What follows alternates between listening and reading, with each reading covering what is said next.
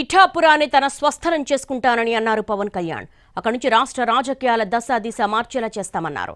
దీనికి కౌంటర్ ఇచ్చారు ఎమ్మెల్యే ద్వారంపూడి.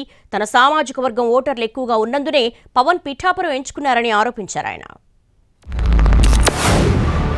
కేవలం నా గెలుపు కోసం నేను పిఠాపురం చూస్ చేసుకోలేదు. కులాల ఐక్యత అక్కడ ఉండాలి. అక్కడ కాపు సామాజిక వర్గం ఒక పెద్దన్న పాత్రగా ఉండాలి.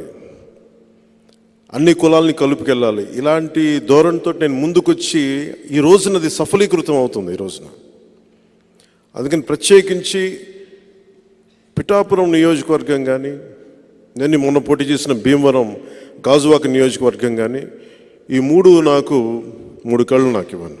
నీ గెలుపుకి నువ్వు ఆలోచించగలదు. మేము చూసుకుంటాం. నేను అసెంబ్లీలోకి పంపించే బాధ్యత మాది. నువ్వు మటుకు రాష్ట్రం అంతా చూడని ఎవరు నాకు నోటితో చెప్పలా. ఆ భావన నా గుండెకి తాకింది. పవన్ కళ్యాణ్ అన్న వ్యక్తి మీద ప్రజల్లో నమ్మకం లేదు. పిఠాపురంలో అతని సామాజిక వర్గం ఎక్కువ ఉన్నారని అక్కడ వెళ్తున్నాడు. అతని సామాజిక వర్గం వాడు కూడా తెలిసి ఇతను ఎటువంటి వాడు కనుక నాకు తెలిసి ఉండగా, నాకు కూడా సామాజిక వర్గంలో మంచి ఫ్రెండ్స్ ఉన్నారు కాబట్టి నాకు తెలిసి ఉండగా ఆ సామాజిక వర్గం వాళ్ళు అందరూ తెలివైన వాళ్ళు. పవన్ కళ్యాణ్ ఎట్టి బస్సులో గెలిపించడం నా భావన. నేనే ఎన్నో వస్తుంది అక్కడ. ప్రజలే అతను ఓడించే కార్యక్రమం చేస్తారు.